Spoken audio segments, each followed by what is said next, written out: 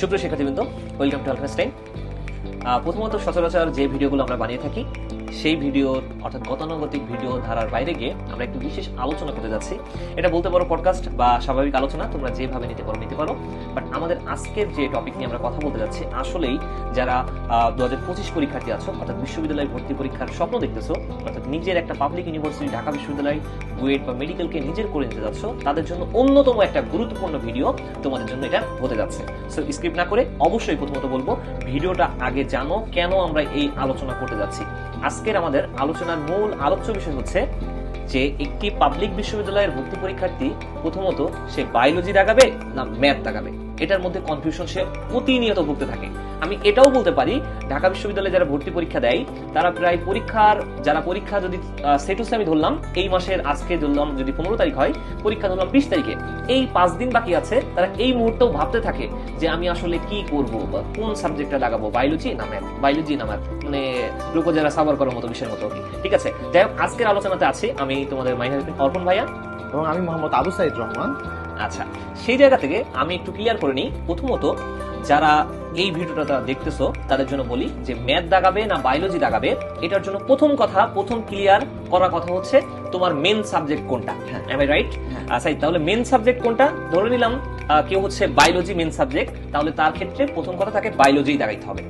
প্রথম কথা তাহলে কি এটা রাইট না? সেটা। আর যদি আমাদের হচ্ছে মেইন সাবজেক্ট আমরা হায়ার ম্যাথ নিয়ে থাকি তাহলে কিন্তু অবশ্যই পরীক্ষার ফিজিক্স কেমিস্ট্রি কিন্তু আমাকে মাস দাগাইতে হচ্ছে, ঠিক আছে? তার সাথে কিন্তু আমাদের মেইন যে সাবজেক্ট সেটা তুমি বায়োলজি নাও অথবা ফিজিক্স নাও, এটা কিন্তু তোমাকে অবশ্যই দাগাইতে হবে। এই তোমার যে মেইন সাবজেক্ট এটা দাগানোর পর অনেকে আসলে কনফিউজড হয়ে যাও। আমি এখানে আসলে যার মেইন সাবজেক্ট বললাম ম্যাথ, সে বায়োলজিকে 4 সাবজেক্ট আসছে, তো তখন তুমি চিন্তা করো যে আসলে আমি বায়োলজি দাগাবো না বাংলা নাকি ইংলিশ দাগাবো। এই কোশ্চেনটা অনেকের কাছে অনেকে চলে আসে। ইভেন এই অ্যাডমিশন শুরু হওয়ার সাথে সাথে আমরা অনেকের কাছে এই কোশ্চেনটা কিন্তু খুব সহজে প্রত্যেক বছর এই কোশ্চেনটা চলে আসে। আচ্ছা, সো তোর কাছে আমার প্রশ্নটা হচ্ছে যে তুই আসলে কি দাঁড়াইছিস? আচ্ছা, আমি যেহেতু প্রশ্ন করছে তাহলে সেই জায়গায় বলে রাখি আমি আসলেই ম্যাথটা স্কিপ করে গেছিলাম। কেন? প্রশ্ন হচ্ছে আমার মেন সাবজেক্ট ছিল বায়োলজি, আমার 4 সাবজেক্ট ছিল ম্যাথ, সেক্ষেত্রে আমি ম্যাথটা বাদ দিয়ে আমি চলে গেছিলাম বাংলাতে। ঠিক এই ভিডিওটা যেমন বানাচ্ছি ঠিক আমিও কিন্তু পরীক্ষার আগে আসলেই কনফিউশন ছিলাম। যদি অস্বীকার করে থাকি তাহলে বিষয়টা অন্যরকম হবে। আমিও তোমাদের মধ্যে একজন ছিলাম যেটার কারণে আমি কিন্তু সাফার করছি। ঠিক আছে, সেক্ষেত্রে আমি তাহলে সামারিটা কথাটা প্রথম কথা, তোমাকে মেন সাবজেক্ট যেটা ফিজিক্স কেমিস্ট্রি তোমার কম্পালসারি দাগাইতেই হবে। মেন সাবজেক্ট যদি তোমার বায়োলজি হয় তাহলে বায়োলজি দেখাতে হবে, মেন সাবজেক্ট ম্যাথ হলে ম্যাথ দেখাতে হবে। 4 সাবজেক্ট যেটা অর্থাৎ সেটা যদি বায়োলজি হয় তাহলে বায়োলজির পরিবর্তে তুমি বাংলা ইংলিশ দেখাইতে পারবা, যদি 4 সাবজেক্ট ম্যাথ হয় তাহলে ম্যাথের পরিবর্তে বাংলা ইংলিশ দেখাতে পারবে। এটা হচ্ছে আমাদের মূল আলোচ্য বিষয় এতক্ষণে। ঠিক আছে, আচ্ছা আমার প্রশ্নটা তোর কাছে যে আমি যদি আমার 4 সাবজেক্টের জায়গায় বাংলা অথবা ইংলিশ দেখাই, এটা কি আমি কোনো উপকার পাবো? যে না, এটাতে আসলে কি কি উপকার আমার আছে আমার বাংলা ইংলিশ দেখানো? এই ক্ষেত্রে আমি দারুণ একটা কথা সাইডে বলছি, সেটা হচ্ছে এটা আমার উপকার অপকারের আগে আমি আগে ভাববো যে আমি আসলেই আমার যেটা 4 সাবজেক্ট যেটা আমি বলতেছি এটার জন্য আমার প্রিপারেশনটা কেমন। আমি পরে ভাববো যে আমি বাংলা দেখাবো ইংলিশ দেখাবো, এটার পরিবর্তে আমি ফিউচারে কোন সাবজেক্ট পাবো এটা আমি পরের ভাই। আগে আমার কি করতে হবে? একটা সিট নিশ্চিত করতে হবে। আমার সিট নিশ্চিত নয়, আমার প্রিপারেশন রেডি নয়, আমি যদি ভাবি যে আমি যাবো এখন সুইজারল্যান্ডে, আমার কোনো উপায় নেই। তাহলে আমাকে প্রথম করতে হবে কি যে আমার প্রিপারেশনটা আসলে বেটার কিনা। যদি 4 সাবজেক্ট যেটা সেটুসে আমার ক্ষেত্রে যেমন হয়েছে, ম্যাথটা আমার ছিল কি 4 সাবজেক্ট, আমি পরীক্ষার আগে দেখলাম আসলে আমার যেভাবে আমি গতানুগতিক ধারায় আগাচ্ছি বা এগিয়ে যাচ্ছি, এক্ষেত্রে আমার সিটটাই দেখা যাচ্ছে নাই হয়ে যাচ্ছে এবং হয়ে গেছে এটা আর কি। সেক্ষেত্রে আমার কি করতে হবে? প্রথমত যে অবশ্যই আগে আমাকে ভাবতে হবে যে আমার প্রিপারেশনটা আমার 4 সাবজেক্টের উপরে সেটা আমার ক্লিয়ার কিনা। না হইলে তখন আমি বাংলা অথবা ইংলিশ, যেহেতু বাংলা অনেক সময় আমরা ধরে নিই কি বাংলা ইজি সাবজেক্ট, তাহলে বাংলাটা দাগাইতে পারবো, সেক্ষেত্রে আমি বাংলাটা চুজ করতে পারি বা ইংলিশটা চুজ করতে পারি। ঠিক আছে, পরে এখন তুই যে প্রশ্নটা করেছিস আমাকে সেই অ্যান্সারে আসি। এখন যেমন ম্যাথ যদি কেউ না দাগিয়ে থাকে তাহলে অবশ্যই কি ঢাকা ইউনিভার্সিটিতে বা পাবলিক ইউনিভার্সিটি যেগুলোতে আছে সে ম্যাথ রিলেটেড সাবজেক্ট পাবে না, খাঁটি বাংলা সে ম্যাথ রিলেটেড সাবজেক্ট পাবে না। আমি যদি বায়োলজি না দেখাই তাহলে কি বায়োলজি রিলেটেড সাবজেক্ট পাবে না, এটা হচ্ছে সত্য কথা। তাহলে এখন তোমার ফিউচার, এখানে আরেকটা কথা আছে কিন্তু যে কোনো পাবলিক ইউনিভার্সিটিতে যখন সায়েন্স মানে হচ্ছে ইউনিট যেটাকে আমরা বলে থাকি সায়েন্সের জানা, তো যদি ম্যাথ বা বায়োলজি যে কোনো একটা বাদ দিয়ে বাংলা ইংলিশ দেখায়, সে কিন্তু তার যে বন্ধুটা বাংলা ইংলিশ দাগায়নি, তার হচ্ছে 4 সাবজেক্টটা দাগাইছে, সে যে পজিশনটা হোল্ড করতেছে এও যদি সেম পজিশনটা হোল্ড করে তবুও কিন্তু আসলে এদের মধ্যে ডিফারেন্স থাকবে। এ খুব তাড়াতাড়ি অর্থাৎ যে হচ্ছে 4 সাবজেক্টটা দাগাইছে সে খুব তাড়াতাড়ি সাবজেক্ট পাবে, এবং যে বাংলা ইংলিশ দাগায়নি তার সাবজেক্ট না পাওয়ার সম্ভাবনা থাকবে। যদিও সে যদি তার এই 4 সাবজেক্ট দাগানো বন্ধু থেকেও আগায় থাকে তবুও কিন্তু সে সাবজেক্ট মিস করতে পারবে। কথাটা কি সত্য? এটা হচ্ছে ওয়ান কাইন্ড অফ অবশ্যই সত্য কথা।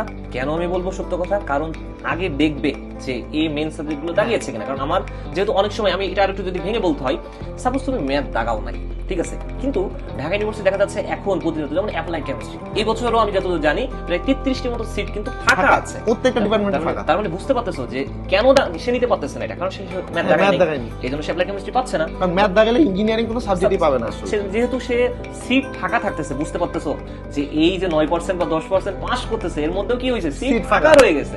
তার মানে বুঝতে পারতেছো আজকের বিষয়টা কতটা গুরুত্বপূর্ণ। অবশ্যই যে আমাকে আসলে ঢাকা ইউনিভার্সিটির চান্স পাচ্ছে না অনেকে, আবার পেয়েও দেখা যাচ্ছে সিট ফাঁকা রয়ে যাচ্ছে। তার মানে বুঝতে পারতেছো তোমরা আসলেই তাহলে এখন থেকে তোমাদেরকে কিন্তু সিদ্ধান্ত নিতে হবে যে আমি কি করব সামনের দিনগুলোতে। এখন আরেকটা কথা যেটা আমি তোরে বলতে যাচ্ছিলাম যে কনফিউশনে ভোগে, ঠিক আছে, এটা কিন্তু স্টুডেন্ট একটা ওয়ান কাইন্ড অফ রোগ যে আমি পারবো কি পারবো না। কারণ আমি মনে করি সাইড যে বিশ্ববিদ্যালয়ে ভর্তি পরীক্ষার ক্ষেত্রে অন্যতম অস্ত্র, যেমন প্রথম অস্ত্র আমাদের যে মোটো যে জঘন্য রকমের পরিশ্রম, ঠিক আছে, জঘন্য রকমের পরিশ্রম। আর একটা হচ্ছে এখন থেকে তার গোল লক্ষ্য করা, ঠিক আছে। আমি যদি পরীক্ষার আগে 10 দিন আগে যদি ভাবি যে আমি ম্যাথ দেখাবো, ম্যাথ না পাইলে তাহলে কিন্তু আমরা আসলে ওর আর আসলে পরীক্ষা দেওয়া উচিত না, আসলে কোথাও কোনো পাবলিক বিশ্ববিদ্যালয় পড়াই উচিত না। আরে ভাই তুই এতদিন সায়েন্স পড়ছিস, ইন্টারমিডিয়েট 2 বছর পড়ছিস, আর গত বিগত 10 বছরে সেই 6 7 8 9 থেকে তুই ম্যাথ করতেছিস, বায়োলজি করতেছিস। তাহলে এখন যদি তুই এখনো সিদ্ধান্ত নিতে না পারিস তুই তো পরীক্ষা দেওয়া উচিত, তোর পরীক্ষা দিস না। আর প্রিপারেশনের তো একটা কথা আছে যে ঠিক আছে তুমি পরীক্ষার 5 দিন আগে ভাবলা যে আমি হচ্ছে বাংলা অথবা ইংলিশ দেখাবো, ঢাকা ইউনিভার্সিটি ইংলিশ কোশ্চেন কঠিন হয়, এটা সত্য কথা, ঠিক আছে।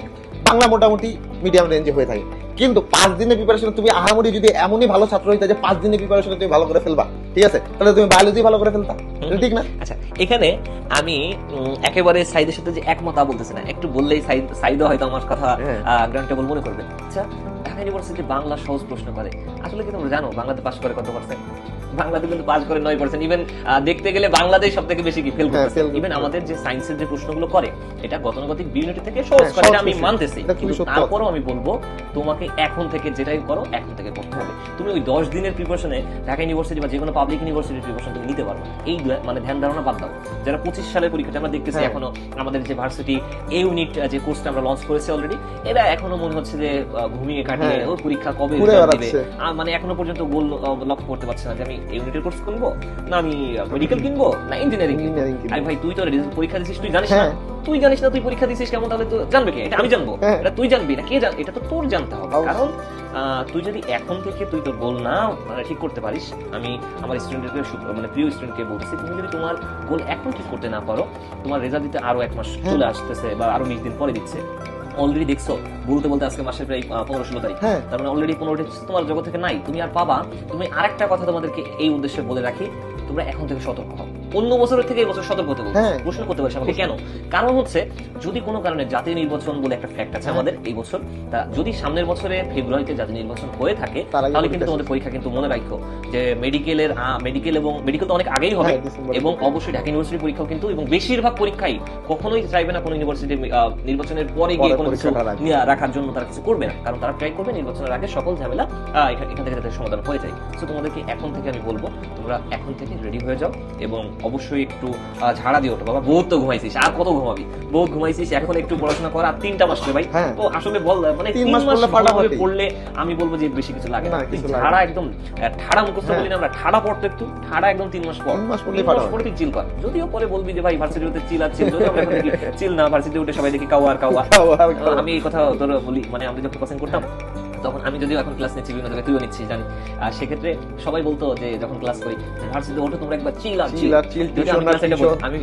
আমি ক্লাস এটাই বলি যে আমি এখন থেকে মানে আমি যারা আমাকে বলছিল আমি তাদেরকে গালি দিই, তো তা আমি এখন যারা আমি যাদেরকে পড়াচ্ছি তারা যাতে আমাকে না গালি দেয়, আমি বলি যে এইভাবে বাবা এটা ঠিক, গতানুগতিক তোমাদের যে প্রতিদিনের পড়তে হয়, যেমন যে বাবা মা বলবে পড় পড় পড়, এইরকম পড় পড় বলবে না, কিন্তু হ্যাঁ ভার্সিটিতে অনেক পড়ালেখা যে চিল না, ভার্সিটি উঠে দেখবা জীবনটা হচ্ছে কাওয়া আর কাওয়া, কিন্তু সেই জায়গা থেকে অবশ্যই যে এই গতানুগতিক ধারা থেকে বেরিয়ে আসবে, তোমার ওই রকম তুমি নিজেই বুঝতে পারবা তোমার কখন পড়া লাগবে এবং কখন প্রিপারেশনটা তোমার রেডি করা লাগবে। সো তোমাদের জন্য একটাই কথা, 3টা মাস পড়ো, জীবনটা একটা অন্যরকম ফিল পাবে। আশা করি আমাদের যে আলোচ্য বিষয় ছিল মূলত যে ভার্সিটিতে কোনটা দাগানো উচিত, ম্যাথ না বায়োলজি, ঠিক আছে, এটার ক্ষেত্রে আশা করি তোমরা ক্লিয়ার হয়েছো, ডিসিশন নিতে সুবিধা হবে, এখন থেকে সুবিধা হবে, এবং সুবিধা তো হবেই, আরো যে তোমাদের যে কনফিউশনের জায়গাটা থাকে যেটার কারণেই অনেকের সিট আসলে নাই হয়ে যায় থেকে, মানে কোনো ইউনিভার্সিটি এই ডিসিশনে যারা ভুগবে আসলে তাদের কোনো ইউনিভার্সিটি হবে না, এটা বাস্তবতা। তুমি আমাকে গালি দিলে এটাই হচ্ছে বাস্তবতা, মেনে নাও, ঠিক আছে, রিয়েলিটি মাইনে নাও। ঠিক আছে।